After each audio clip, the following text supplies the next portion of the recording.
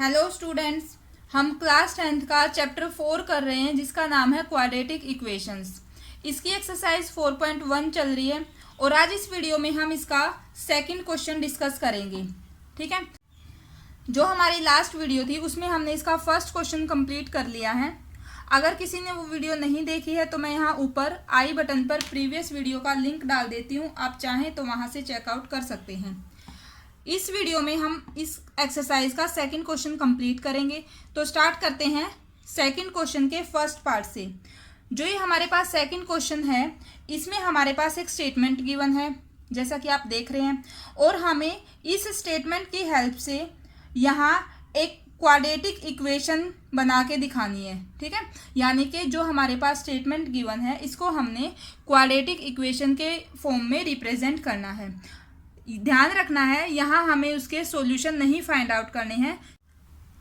हालांकि हम ये भी पढ़ेंगे कि क्वाड्रेटिक इक्वेशंस के सॉल्यूशन कैसे फाइंड आउट करते हैं, लेकिन वो हम नेक्स्ट वीडियो में देखेंगे, यानी कि नेक्स्ट एक्सरसाइज में। तो स्टार्ट करते हैं सेकंड क्वेश्चन और इसका फर्स्ट पार्ट।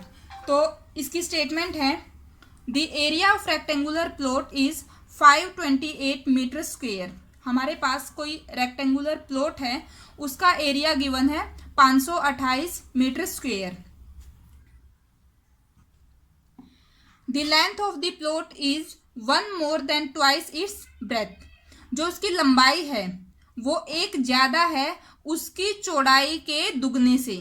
ठीक है, दोबारा देखेंगे इस लाइन को।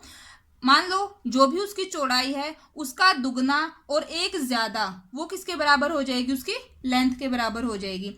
We need to find the length and breadth of the plot. हमें लंबाई और चौड़ाई निकालनी है, लेकिन क्वेश्चन में लिखा गया है कि इनको हमें क्वाड्रेटिक इक्वेशन की फॉर्म में रिप्रेजेंट करना है। तो यहां से हम क्वाड्रेटिक इक्वेशन बनाएंगे। तो अगर एक रेक्टेंगुलर प्लॉट है वो कुछ ऐसे होगा। ठीक है, यहां से ये इसकी लंबाई है, ठीक है, और जो ये है ये इसकी चौड़ाई है। ठीक है, ये हमारे पास L है और ये हमारे पास B है। अभी क्वेश्चन में गिवन है कि जो लेंथ है ऑफ द प्लॉट, जो लंबाई है वो इसकी, यानी कि जो हमारे पास L है, अगर हम एक बार इस लाइन को अच्छे से समझें, लंबाई जो है वो चौड़ाई के 2 गुने से एक ज्यादा है। ऐसा ही बोला गया, लंबाई जो है वो चौड़ाई के 2 गुने से एक ज्यादा है। ठीक है, अब हमें और एक दिया है इसका एरिया जो कि है 528। एरिया क्या होता है? किसी भी आयत का एरिया लंबाई गुना चौड़ाई। तो ये एरिया हो गया, ये हमारे पास गिवन है 528 मीटर स्क्वायर। जो ये है ये इसकी एरिया की यूनिट है हमारे पास।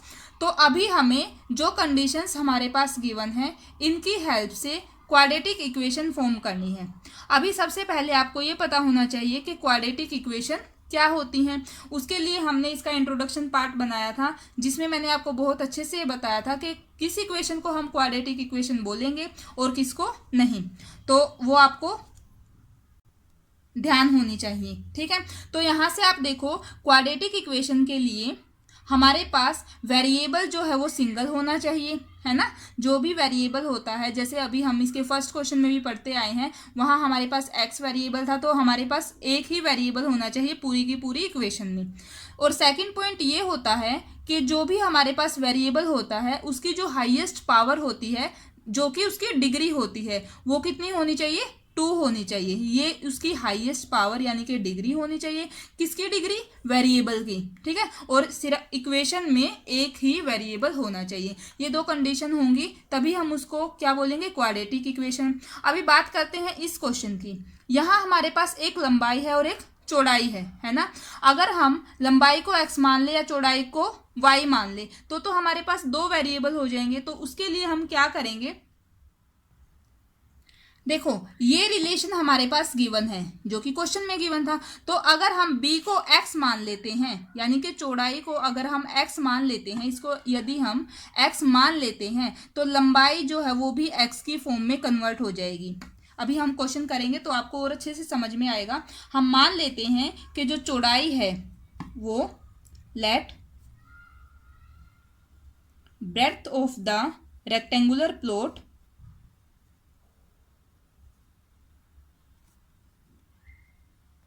Is x metre.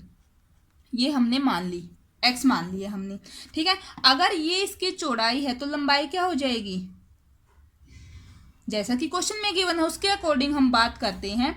तो देखो लंबाई हो जाएगी 2 इंटू बी, लेकिन b को तो हमने x मान लिया है तो इसकी जगह हम लिखेंगे x प्लस 1। अब आप देखो x जो है ये हो गई है हमारे पास चौड़ाई, और जो 2x प्लस 1 है ये हो गई है हमारे पास लंबाई। अभी हमारे पास एक और कंडीशन गिवन थी जो कि एरिया की है, यानी कि L into B is equal to है 528, ठीक है। L की वैल्यू कितनी है 2x प्लस 1, b की वैल्यू कितनी है x इज इक्वल टू 528। अब हम इनकी मल्टीप्लाई करेंगे यानी कि इसको सोल्व करेंगे। 2x की x के साथ 2x स्क्वेयर, फिर इसकी इसके साथ प्लस का x, और जो ये इक्वल से राइट हैंड साइड में है 528, उधर तो प्लस का है, इधर आएगा तो माइनस हो जाएगा, माइनस 528 इज इक्वल टू 0। अब आप इस इक्वेशन को ध्यान से देखें। जब मैंने आपको क्वाड्रेटिक इक्वेशन का इंट्रोडक्शन पार्ट करवाया था वहाँ मैंने इसकी स्टैंडर्ड फॉर्म बताई थी, जो कि किस फॉर्म में थी, ax square plus bx plus c is equal to 0, कुछ ऐसी थी। तो यहाँ से अगर हम इन दोनों को कंपेयर करें तो आप देख सकते हैं जो हमारे पास वेरिएबल है वो एक ही है, यानी कि जो हमारी फर्स्ट कंडीशन है वो फुलफिल हो रही है, और सेकंड कंडीशन जो है यानी कि डिग्री हाईएस्ट पावर कितनी होनी चाहिए 2। तो यहाँ आप देख सकते हैं हाईएस्ट पावर भी कितनी है 2 है। तो यहाँ हमारे पास जो भी क्वेश्चन में स्टेटमेंट गिवन थी उसको हमने किसकी फॉर्म में रिप्रेजेंट किया है, क्वाड्रेटिक इक्वेशन की है फॉर्म में, ठीक है। तो ये हमने फर्स्ट पार्ट इसका काफ़ी डिटेल में किया है ताकि आपको कोई भी कंफ्यूजन ना रहे। अभी हम करते हैं इसका सेकंड पार्ट। सेकंड पार्ट की स्टेटमेंट है the product of 2 consecutive positive integers is 306, ये 306 है। We need to find integers, यानी कि 2 कंसेक्यूटिव पॉजिटिव इंटीजर्स, इनका प्रोडक्ट 306 के बराबर है। तो हमें इसको भी क्या है, क्वाड्रेटिक इक्वेशन की फॉर्म में रिप्रेजेंट करना है, ठीक है। तो सबसे पहले यहाँ एक वर्ड आया है कंसेक्यूटिव, एक आया है पॉजिटिव, एक इंटीजर, ठीक है। तो कंसेक्यूटिव मीन्स लगातार, पॉजिटिव मीन्स जो पॉजिटिव है यानी कि धनात्मक इंटीजर्स। अब देखो ये हमारे पास नंबर लाइन होती है, वैसे हमें इतनी डिटेल में जाने की ज़रूरत नहीं है क्योंकि इन सब बातों को आपने पहले भी अच्छे से पढ़ा होगा, फिर भी एक बार रिवाइज कर लेते हैं। जैसे ये हमारी नंबर लाइन है, ये 0 है, 1 2 ऐसे ही चलती जाएगा इधर, और इधर माइनस के -1 -2 -3 ये इधर। तो देखो जो जब हम बात करते हैं पॉजिटिव, अगर हम इन सभी नंबर्स को लेते हैं, अगर हम इन सभी नंबर्स को लेते हैं तो वो कहलाएंगे इंटीजर्स, ठीक है। अगर हम बात करें पॉजिटिव इंटीजर की तो हमारे पास रिजल्ट जो होगा वो 1 से लेकर सारा राइट हैंड साइड वाले जितने भी नंबर्स होंगे 1 से लेकर।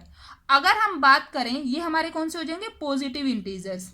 अगर हम बात करें नेगेटिव इंटीजर्स की तो उनमें हमारे पास आएंगे -1 से लेकर लेफ्ट हैंड साइड वाले सारे, यानी कि नेगेटिव हो गए। जो 0 होता है वो ना तो पॉजिटिव इंटीजर में आता है ना ही नेगेटिव इंटीजर में आता है, ठीक है, लेकिन इंटीजर्स में आता है। जब हम बात करते हैं सिर्फ इंटीजर्स की, ये आपको बात ध्यान रखनी चाहिए, जो हमारे पास 0 होता है, जब हम इंटीजर्स की बात करते हैं तब हमारे पास ये 0 1 2 3 पॉजिटिव भी सारे, नेगेटिव भी सारे और 0 भी वो इंटीजर में आएंगे। और जब हम बात करते हैं पॉजिटिव इंटीजर की तो हमें 1 से लेकर स्टार्ट करना होता है, और जब हम बात करते हैं नेगेटिव इंटीजर्स की तो हमें -1 से लेफ्ट हैंड साइड में सारे नंबर्स कैलकुलेट करने होते हैं, ठीक है। आई होप आपको ये पॉइंट अच्छे से क्लियर हो गया होगा। अभी देखो यहाँ है 2 कॉन्जिक्यूटिव पॉजिटिव इंटीजर्स। अभी पहले एक एग्जाम्पल से समझेंगे, फिर हम इस क्वेश्चन को करेंगे ताकि आपको ये चीज़ें रटनी ना पड़े, आपके माइंड में अच्छे से सेट हो जाएं। तो देखिए अगर हम देखो यहाँ से पॉजिटिव इंटीजर की बात करते हैं, जैसे 1 2 लिखा मैंने यहाँ, आप आगे भी ले लो 3 4, कोई भी 2 ले लो 3 और 4। अब यहाँ वर्ड आया कॉन्जिक्यूटिव, ऐसा नहीं है कि आप 1 और 3 ले लोगे, हमें लगातार पॉजिटिव इंटीजर्स लेने, यानी कि कॉन्जिक्यूटिव पॉजिटिव इंटीजर्स ही लेने हैं। ठीक है, ये मैंने सिर्फ एग्जांपल लिया है, आप 1 2 ले लो, 2 3 ले लो, 3 4, वो आप पर डिपेंड करता है, ये सिर्फ आपको समझाने के लिए है अभी। ठीक है, तो देखो अगर हम कोई भी किसी भी कॉन्जिक्यूटिव पॉजिटिव इंटीजर की बात करते हैं तो जो ये तो 3 है।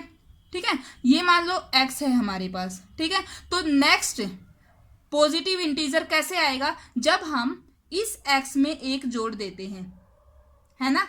अगर मैं 3 में 1 जोड़ दूं तो मेरे पास 4 आ जाएगा।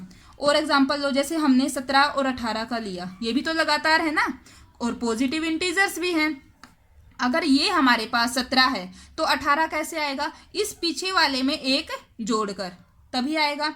या फिर आप ऐसे ले सकते हो, इसको अगर हम x मान लेते हैं, ठीक है, x मान लेते हैं, तो ये वाला कैसे आया होगा, x-1। ठीक है, समझ रहे हो। यानी कि वैसे भी अगर हम पॉजिटिव की बात कर रहे हैं तो आप यही ध्यान रखो, प्लस वाले ही हम लेंगे। ठीक है ना, तो इससे आपको समझने में और भी आसानी होगी। तो देखो अब हम बात करते हैं हमारे क्वेश्चन की। अब हमें लेने हैं 2 पॉजिटिव इंटीजर्स जो कि कॉन्जिक्यूटिव होंगे। हम मान लेते हैं let first positive integer is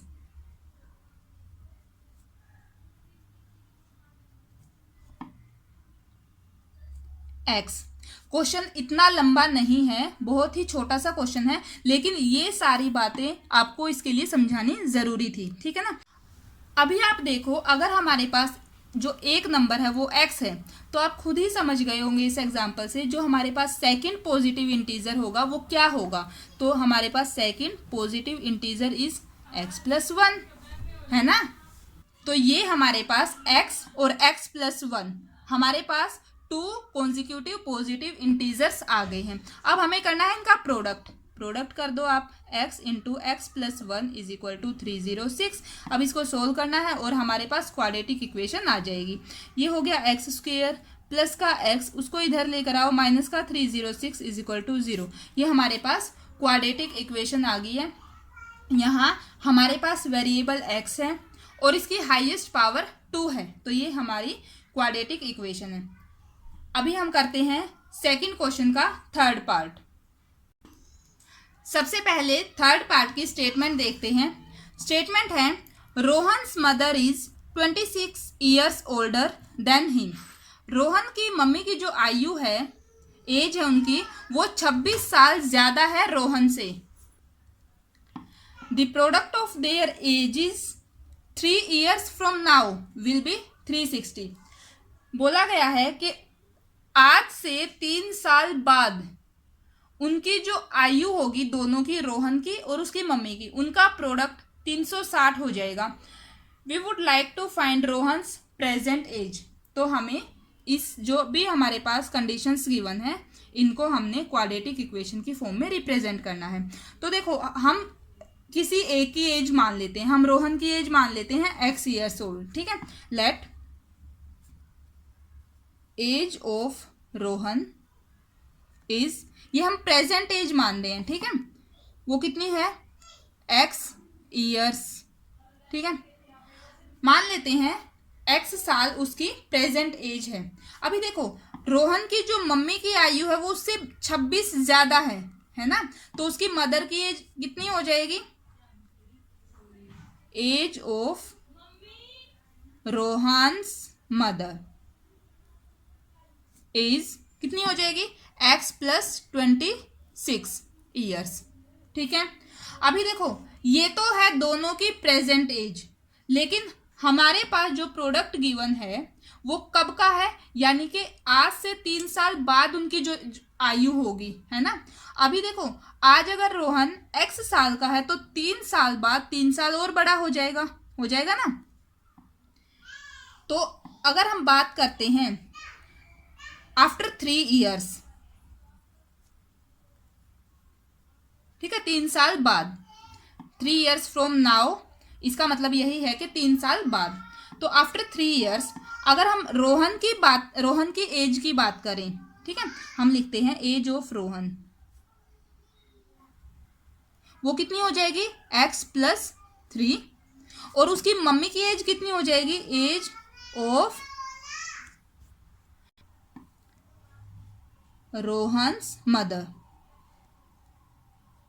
वो कितनी हो जाएगी? देखो x प्लस 26 पहले थी, हम इसमें 3 और ऐड करेंगे तो हमारे पास क्या आ गया? x plus 29। ठीक है, अभी ये तो उनकी प्रेजेंट एज थी, ठीक है, हम बात कर रहे हैं 3 साल बाद की, वो ये है। अभी इसी जो ये एज है इनका प्रोडक्ट कितना है? 360। तो हम क्या लिखेंगे? x प्लस 3 ये रोहन की हो गई है, x प्लस 29 ये उसकी मम्मी की है, दोनों का हमने प्रोडक्ट लिया और वो कितना हो जाएगा? 360। अभी आगे हमें इनको सोल्व करना है। x की मल्टीप्लाई x से, एक्स स्क्वेयर प्लस का x इंटू 29x, फिर प्लस का 3x और 3 इंटू 29, इनकी मल्टीप्लाई कितनी आ जाएगी हमारे पास? प्लस का 87 is equal to 360। X square ये दोनों सेम है, यानी कि इसके साथ भी x है, इसके साथ भी, तो ये ऐड हो जाएंगे। हमारे पास आ गया प्लस का 32x प्लस का 87, उधर से 360 इधर आएगा, माइनस का हो जाएगा, is equal to 0। Right hand side में अभी हमारे पास 0 रह जाएगा। तो एक्स स्क्वेयर प्लस का 32x, और जब हम इन दोनों को सोल्व करेंगे तो हमारे पास आ गया माइनस का 273 इज इक्वल टू 0। तो जो ये हमारे पास आया है रिजल्ट, ये एक क्वाड्रेटिक इक्वेशन है। ठीक है, यहाँ हमारे पास जो वेरिएबल है वो x है और इसकी हाईएस्ट पावर कितनी है? वो 2 है। तो ये हमारा सेकंड क्वेश्चन का थर्ड पार्ट कंप्लीट हो गया है। अभी हम करते हैं सेकंड क्वेश्चन का फोर्थ पार्ट, जो कि इस क्वेश्चन का लास्ट पार्ट होगा। तो फोर्थ पार्ट की स्टेटमेंट देखते हैं कि उसमें क्या गिवन है। देखिए, a train travels a distance of 480 kilometre at a uniform speed. कोई एक ट्रेन है, वो कितनी दूरी तय कर रही है? 480 किलोमीटर की। ठीक है, यूनिफॉर्म स्पीड का मतलब ये होता है कि जो उसकी स्पीड है वो कांस्टेंट रह रही है। कहने का मतलब ये है, 1 घंटा वो जिस स्पीड से गई अगले घंटे भी उसी स्पीड से जा रही है, वो हो गई हमारे पास uniform speed. If the speed had been 8 kilometre per hour less, यदि उसकी चाल यानी कि स्पीड जो पहले स्पीड थी उससे अगर वो 8 किलोमीटर प्रति घंटा कम होती, then it would have taken 3 hours more to cover the same distance. तब उस ट्रेन को सेम दूरी यानी कि 480 किलोमीटर तय करने के लिए 3 घंटे और ज़्यादा लगते। We need to find the speed of train. ठीक है, तो इसको भी हमने वही क्वाड्रेटिक इक्वेशन की फॉर्म में रिप्रेजेंट करना है। ठीक है, तो स्टार्ट करते हैं। देखो, जो डिस्टेंस है वो हमारे पास कितनी है? 480 किलोमीटर। पहले इसको अच्छे से समझो, फिर क्वेश्चन बहुत ही इजी लगेगा आपको। ठीक है, ये तो हमारे पास क्या है? दूरी है। ठीक है, अभी डिस्टेंस है ये हमारे पास। ठीक है ना, अभी स्पीड क्या होती है? स्पीड होती है डिस्टेंस बाय टाइम। ठीक है, अगर यहाँ से मैं टाइम निकालूं या फिर आप इसको ऐसे, टाइम का अगर हम फॉर्मूला बनाएं, यहाँ से t कितना हो जाएगा? d/s। अभी वो आगे देखिए, डिस्टेंस तो हमारे पास 480 है ही, ये तो 480 है। t हमारा, t और स्पीड दोनों चेंज हो रहे हैं, है ना। अगर मैं स्पीड को x मान लेती हूँ, अगर हम स्पीड को x मान लेते हैं तो हम लिखते हैं let speed of train is x kilometre per our, क्योंकि ये यूनिफॉर्म स्पीड से जा रही है ना, तो हमने इसको x मान लिया है। ठीक है, अगर स्पीड x है तो हमारे पास हमें कितना टाइम लगा होगा? ट्रेन को 480 किलोमीटर की डिस्टेंस कवर करने के लिए टाइम उसको कितना लगा होगा? t इज इक्वल टू कितना, क्या होता है फॉर्मूला? देखो, t का फॉर्मूला देखिए आप, d/s। d कितनी है? 480 बाय s कितनी है? s कितना माना हमने? x। ये बात आपको अच्छे से समझ में आ गई होगी। कितना टाइम लगा? 480 बटे x। अब जब स्पीड कम होगी, अब स्पीड कितनी है? स्पीड, रिड्यूस स्पीड लिख देते हैं हम। ठीक है, दोबारा से लिख देती हूं, यानी कि कम हुई जो स्पीड है वो कितनी है? पहले x थी -8, ये होगी किलोमीटर पर आवर। ठीक है, अब ये तो कम हो गई। अब टाइम कितना लगा है उसको? अभी कितना टाइम लगा है उसको ट्रेन को जाने के लिए?